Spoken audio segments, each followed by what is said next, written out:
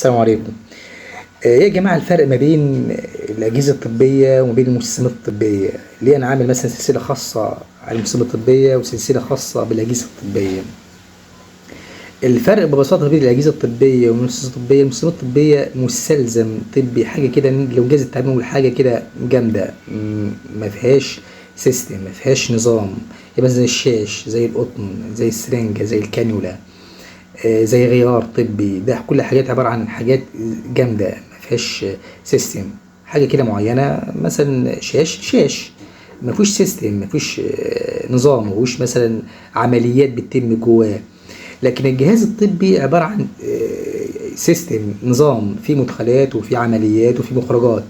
يعني مثلا جهاز الضغط، بنعمل عمليه مثلا مدخلات انبوتس ممثله في مثلا ان انا بحط مثلا الجهاز او اليد بتاعت الجهاز حوالين الدراع.